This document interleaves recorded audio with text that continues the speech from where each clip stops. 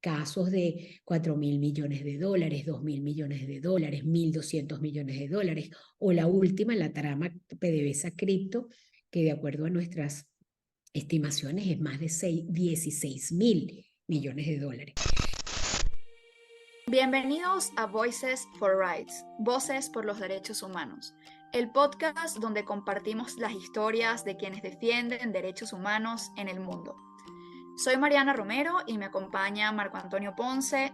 Desde el Observatorio Venezolano de Conflictividad Social y el Centro para los Defensores y la Justicia, emprendemos un viaje para visibilizar los desafíos, los triunfos y el espíritu inquebrantable de quienes luchan por la justicia, la igualdad y el respeto a la dignidad humana. En el episodio de hoy estaremos conversando sobre la lucha contra la corrupción, la transparencia y el espacio cívico con Mercedes de Freitas, defensora de derechos humanos, fundadora y directora ejecutiva de Transparencia Venezuela. Mercedes es una de las defensoras de derechos humanos emblemáticas de Venezuela, que ha centrado su trabajo en el fortalecimiento de la participación ciudadana, en la gobernanza y el activismo social, y la importancia de la participación en la lucha contra la corrupción. Mariana, sin duda el trabajo de Mercedes y de Transparencia Venezuela ha sido esencial para promover la transparencia y generar espacios que contribuyan a la recuperación de la democracia y a luchar contra la corrupción. Mercedes, gracias por unirte a nosotros. Nos gustaría iniciar contándole a nuestra audiencia un poco más sobre ti. ¿Qué nos puedes compartir sobre tu trayectoria como defensora y qué te ha impulsado a trabajar por los derechos humanos? Bueno, muchísimas gracias por este espacio y por esa introducción tan hermosa. Mira, la verdad es que desde siempre, desde el colegio, la importancia que le daban los directores de mi escuela, colegio de monjas, muy cercano al Padre Gaso de la parroquia universitaria de Caracas, el preocuparse por lo social, por la gente, ¿no? Más allá de el trabajo en el desarrollo de uno mismo. Desde temprano hacíamos trabajo social en las escuelas públicas, ayudábamos a los grupos sociales cuando había alguna tragedia, y eso, bueno, pues fue alimentando mi alma. Estudié historia y primero en la universidad yo no hice nunca activismo político, pero sí tenía interés por el tema público. Ese espacio lo fui encontrando desde temprano en algunas organizaciones como, bueno, Queremos Elegir. Después fui fundadora también con otras personas de Momento de la Gente, Mirador Democrático, hasta en donde estábamos trabajando más el tema de fortalecimiento del espacio municipal, por el espacio más cercano al ciudadano, fortaleciendo al ciudadano para que tuviera más capacidades ciudadanas, ¿sabes? Para que sepa cómo es que es, cómo me acerco al Estado, cómo le pido al funcionario que tiene que rendirme cuentas, que tiene que oír las necesidades de la gente. Entonces eso pues me fue llevando a aprender acerca de las experiencias en Brasil de presupuesto participativo, y allí empecé a tocar la importancia de los recursos públicos. Tenía mucho contacto con Transparencia Internacional, a pesar de que no era parte de esa red todavía, pero ellos siempre me impulsaban a que abriera el espacio de anticorrupción desde los espacios que ya estaba trabajando.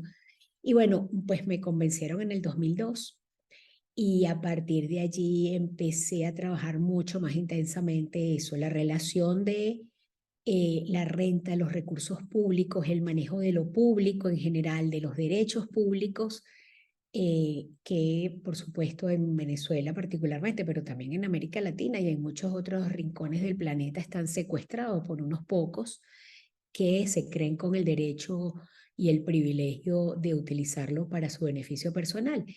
Y es ahí, pues eso es la lucha contra la corrupción. Siguiendo esto que nos estás comentando sobre esta lucha contra la corrupción, vamos a escuchar un audio de María José Beramendi, de la Oficina de Corrupción y Derechos Humanos de Naciones Unidas. No es un crimen que no tenga víctimas. Continuar, evidentemente, trabajando los temas de corrupción y derechos humanos en la administración de justicia, protección de personas defensoras de derechos humanos, organizaciones, personas que denuncian la corrupción, pero también trabajar muy específicamente los impactos que los actos de corrupción tienen, los crímenes de corrupción tienen sobre el goce efectivo de derechos económicos, sociales y culturales. Luego de escuchar este audio con las declaraciones de María José Beramendi de la Oficina de Corrupción y Derechos Humanos de Naciones Unidas y enlazándolo con lo que nos venías comentando de lo que te motivó y lo que te llevó a trabajar en este tema tan importante como lo es la lucha contra la corrupción, vemos que es un problema que tiene distintos impactos y que afecta una diversidad de derechos y que tiene graves consecuencias en la vida de las personas.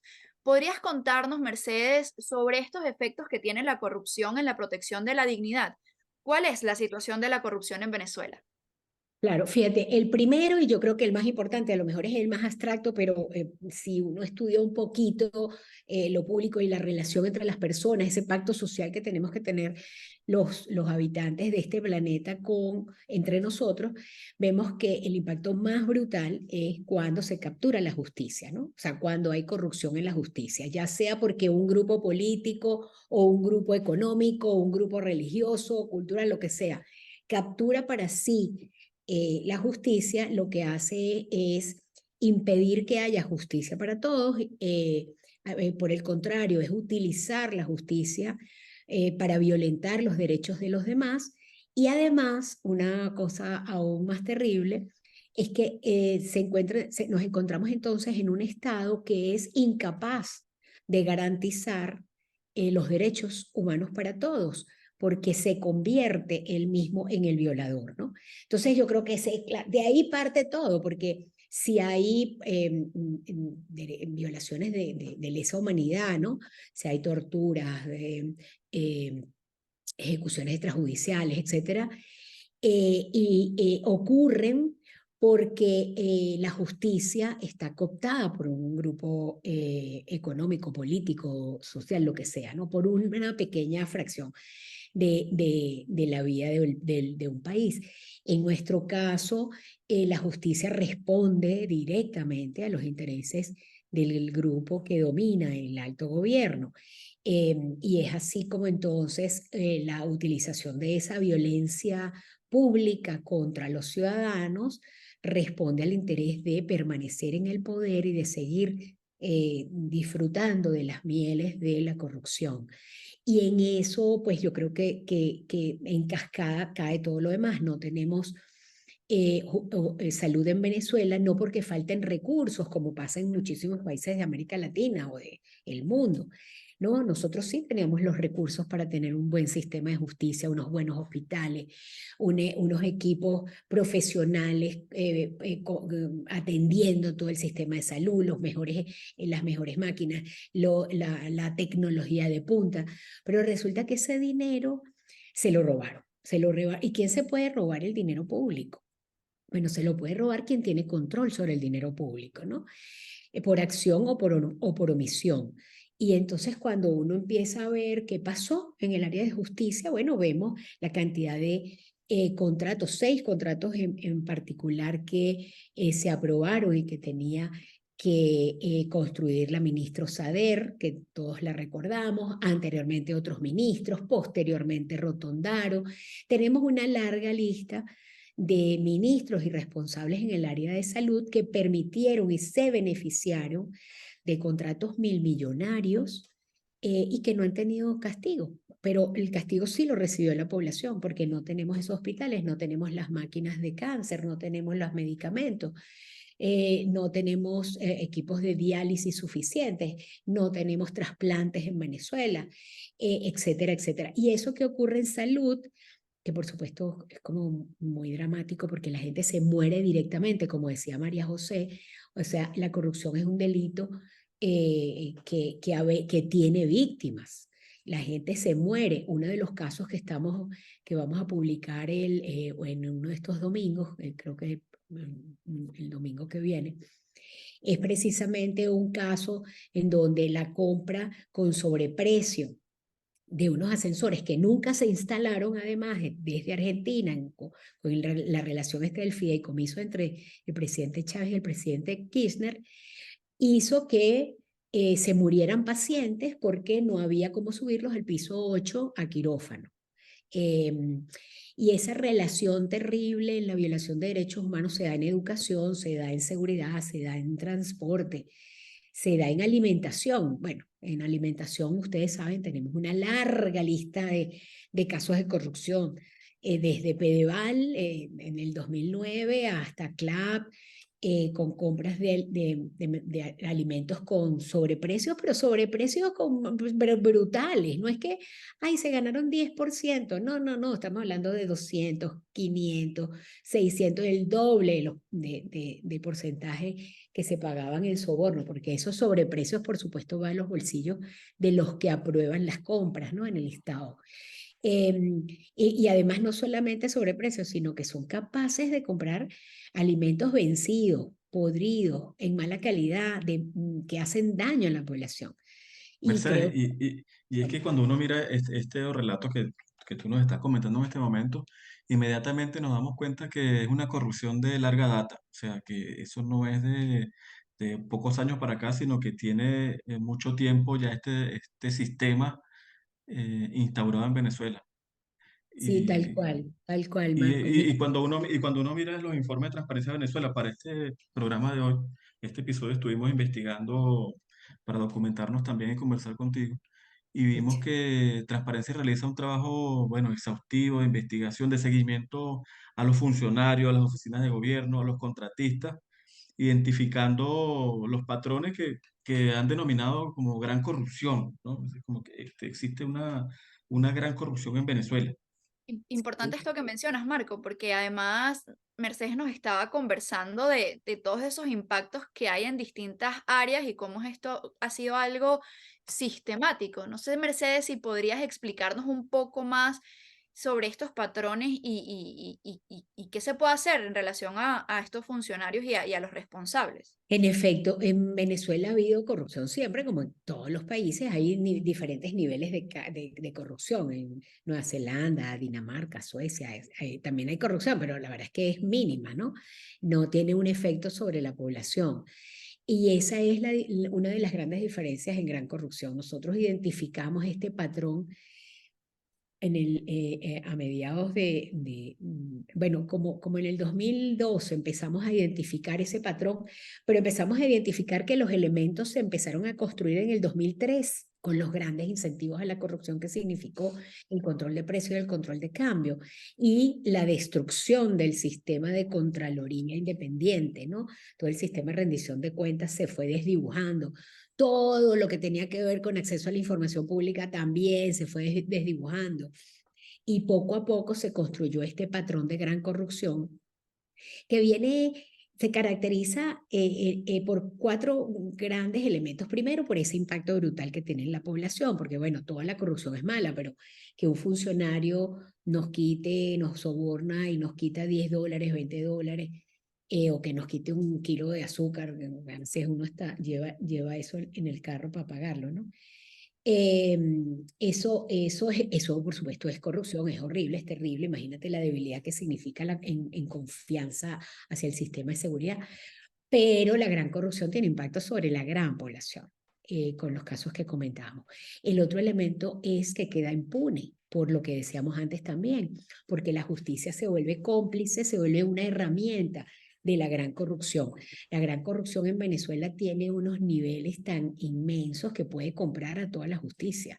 Casos de 4.000 millones de dólares, 2.000 millones de dólares, 1.200 millones de dólares, o la última, la trama PDVSA Cripto, que de acuerdo a nuestras estimaciones es más de 16.000 millones de dólares.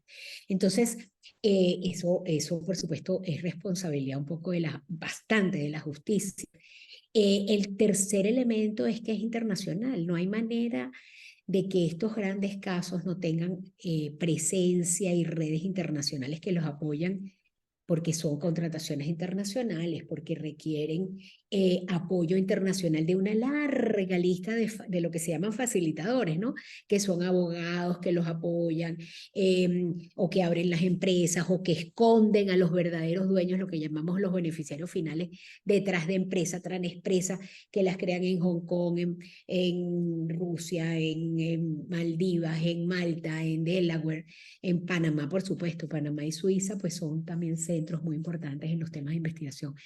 Y yo diría que el cuarto elemento también tiene que ver con cómo no hay poco espacio para luchar contra ellos internamente, ¿no? A la población, cuando se instala este patrón de gran corrupción en los estados, la corrupción es la que manda, ¿no? Y hay poquísimos espacios para que la sociedad pueda directamente impactar sobre las instituciones. Nosotros, y sé que ustedes lo hacen, nos comunicamos con el Ministerio Público, con los sistemas distintos entes públicos para exigir información, para presentar casos, y las respuestas son muy pobres, por no decir nulas a veces, ¿no? Entonces, bueno, esto es parte de lo que definimos nosotros como gran corrupción y su instalación de ese patrón en Venezuela, en donde las compras se hacen porque me da la gana. Pues más o menos las respuestas son esas, en donde la desinformación está organizada y definida y ejecutada desde el Estado, con ayer Víctor, nuestro coordinador de Espaja, .org, por si acaso, me recordaba que en un informe que publicamos el año pasado, principios de este año, veíamos como el 90% de las tendencias en Twitter, bueno, en X ahora, estaban impuestas por el Estado, por el gobierno, por este escuadrón, por esos grupos que maneja el Estado para desinformar. O sea que además tienen el poder, con la hegemonía comunicacional, el cierre de más de 200 medios de comunicación, 130 emisoras, 130 medios solo el año pasado. Este año ya van 30 emisoras cerradas, con esa hegemonía comunicacional de imponer además lo que la gente puede saber acerca de lo público, ¿no? Mercedes, y nos comentabas también el tema de la impunidad y los pocos espacios que tiene la ciudadanía en un país como Venezuela para accionar y para exigir. Sin embargo, hemos visto cómo, a pesar de la emergencia humanitaria compleja y la crisis sociopolítica que existe, la sociedad civil se sigue organizando para exigir mayor transparencia, acceso a la información y especialmente justicia, y luchar contra la impunidad que existe. ¿Tú qué consideras que puede hacer la ciudadanía para contribuir a la lucha contra la corrupción? Y si consideras es importante que haya mayor involucramiento de la comunidad internacional. Mira, se pueden hacer millones de cosas. A nosotros a veces nos dicen, pero ¿qué se puede hacer? Miles de cosas. Y lo estamos viendo todos los días. Seguramente tú, Mariana, y tú, Marco, lo ves también. Mira, a lo largo de todo el país hay una cantidad de organizaciones, o sea, ciudadanos que no se rinden, ciudadanos que inventan todos los días la manera de exigir, de protestar, de mejorar su situación particular. Yo sí creo que hay que hacerlo en forma organizada. Por eso es que la defensa del espacio cívico para la acción individual, pero también colectiva, de organizaciones, o sea, de ciudadanos que nos organizamos entre nosotros para defender derechos colectivos o intereses colectivos, nos da también la posibilidad de protección.